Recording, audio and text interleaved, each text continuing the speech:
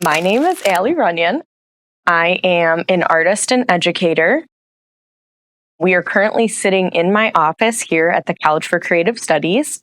I'm an alumni of CCS as well as a lecturer and certification officer for art education here at the school. I come from a background of teaching in a lot of different capacities, and I was a K through 12 public school teacher myself. I am certified and I do keep up my certification. So now I'm a teacher of teachers. So teaching students who want to be educators, the ins and outs of teaching in a classroom specific to the art room. One of the things that I see with my students currently at CCS is just the workload that this college in particular expects. It is a heavy lift of work. So that is always a struggle that we see in students. But honestly, one of the biggest struggles that we see not only in students, but in faculty as well right now is just the uncertainty of the world kind of right now. And everyone is feeling a bit anxious. They're unsure of what is going on, how it will affect them, what even tomorrow looks like, what next year looks like. And that's been a struggle, something that we have talked with our students is how are we teaching them to be teachers when we don't even know what the Department of Education looks like right now? In 2025, the culture of education is shifting so much from day to day.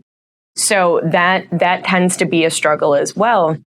And the other struggle that we see with students, especially for art educators, is learning how to balance their own artistic practice as well as being an art educator.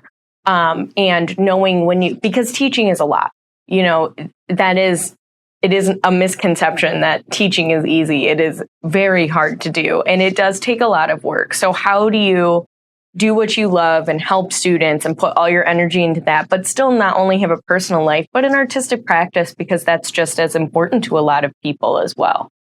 So those are kind of the three main areas that I see students struggle with.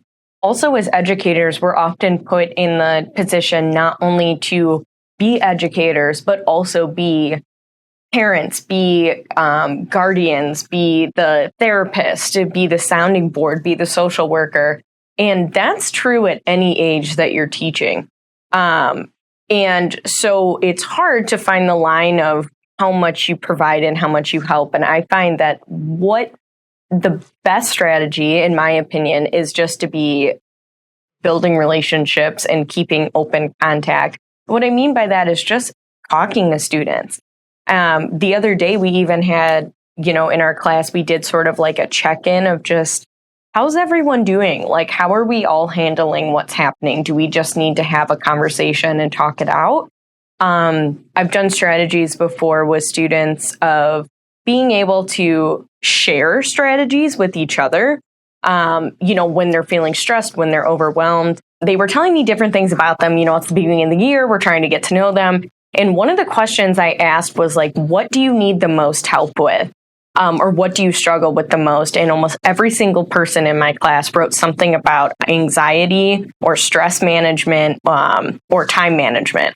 And I was like, okay, and that's very indicative of where we are right now. And this is very real. Like I said, we are in the generation of anxiety. And so what I had everyone do the following week was share strategies when you are feeling overwhelmed, when you are feeling stressed. Like, what do you do? And I shared some strategies as well. I mean, like I said, I've been teaching for a long time. So I also have, strategies that I do with my students.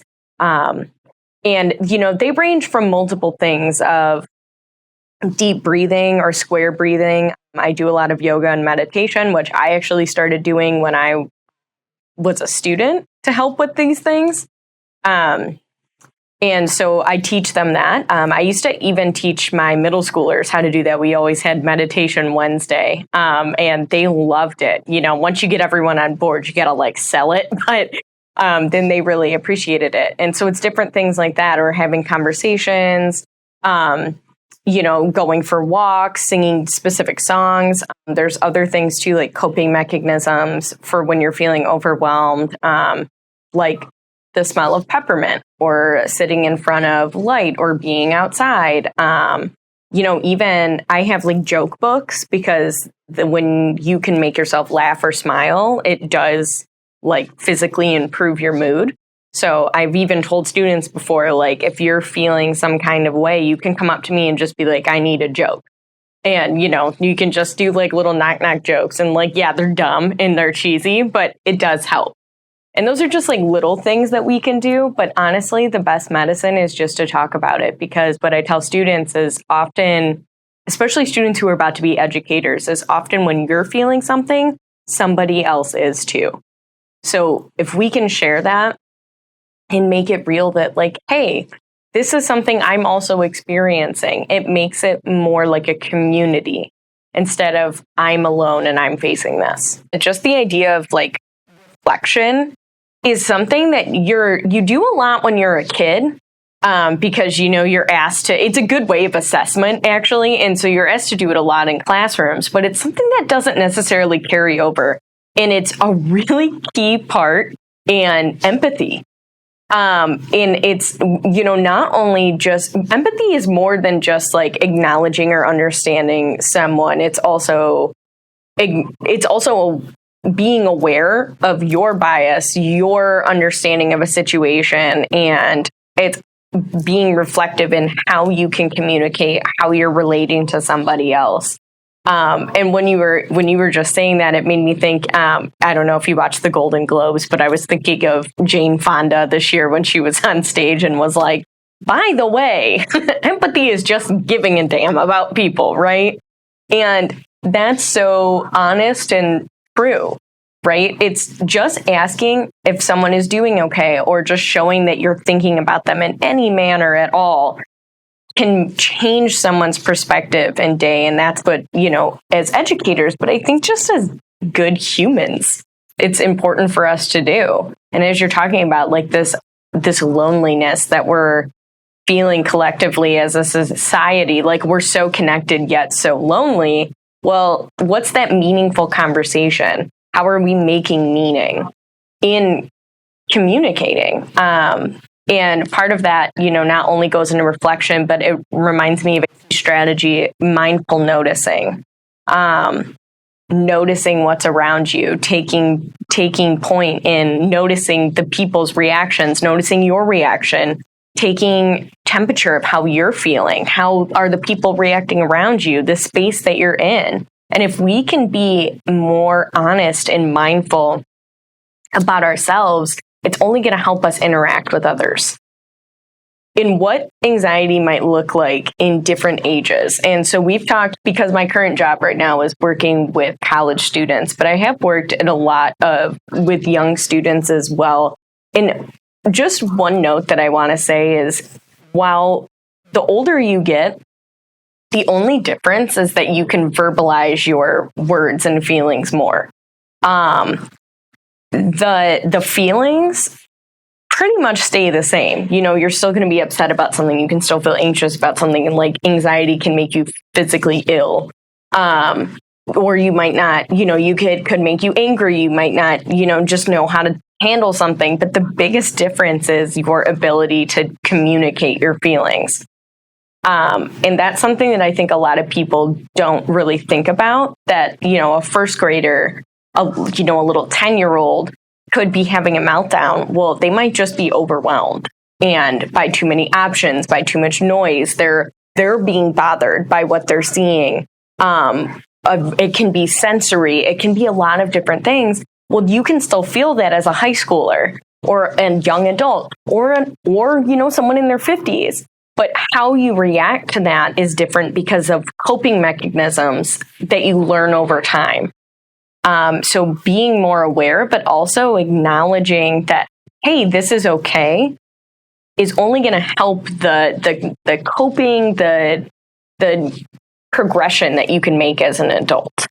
As an artist, I am very actually, just like in general, I'm very drawn to colors and patterns, bright lights, shiny things, like the definition of ADHD brain, right? I think everything should be neon and sparkly. But as an artist, I really am interested in a lot of different things, but one of the biggest things is, the idea of experimentation and play. And that's actually something that carries both from how I think about teaching as well as how I think about experimenting or actively making in my own practice. And so some work that I've done before, pre-COVID, and I will preface this with pre-COVID because I did a lot of installation work and I used a lot of old toys and a lot of things and made these very like sensory engulfing like spaces that you could walk through, you could interact with things, they might be musical, it could be something you could touch, it would play with, then, COVID kind of changed how we do things. And so I shifted more into making these multimedia mixed media collage painting things. And I prefaced, I don't want to call them paintings, even though they do have some painting materials in them because there's a lot of layers to them in terms of material usage. But I started making them not only as like a response to like shifting, but it was also as a therapeutic way of handling kind of what was happening in the world. And what I mean by that is a few different things. Part of that was the art therapy response of just actively making, like I just wanted to create again and just make something and put something down on a page. And there's a lot of art therapy practices where, doing things with two hands at the same time, layering, using specific shapes or giving myself specific challenges. That was kind of guiding how I was starting all these pieces. And then my natural sort of instincts, I'm very intuitive when I make work and I get very into the piece. I'm on the floor, there's stuff everywhere, I'm looking at it. I'm not someone who often spends a lot of time on the same piece. But when I was working on them, then it was like I just kept adding layers and layers, and it was overstimulating, but also therapeutic for me. And I felt it was weird. I'm like, this is backwards, but I felt better like the more chaotic it was. And I feel like in a way I was putting all the mess, the chaos in my head onto a page. And that's also kind of what I think about in terms of like the concept of the edge, like of being to the point where it's sufficiently interesting. And I think about that a lot in how I'm making art and how I, decorate spaces, how I dress, as like a guiding force of creation. So the pieces that I'm making, they are mixed media in base. They often start their works on paper and they start with some sort of drawing or painting as a base, using usually like big, bold or bright colors, big shapes, something that's like a big base layer. Another thing that is really important to me is acknowledging that art can be made with a lot of different materials and it doesn't necessarily have to be the best. So I, a lot of time will use things like watercolors or bingo dotters or like paint sticks or, things that you would normally see in a classroom. And that I think is also important, again, as an educator, to be like, hey, these are the materials you're using. I am also using them and they can be done in an artistic, professional way. I do have a website. It's just AllieRunyan.com. I also have an Instagram page. It's Al Runyan 23. I do post things. I'm trying to be better at posting things, but my website is up to date. Sometimes I get in the mode of posting. Sometimes I'm like, oh, I'm just going to make.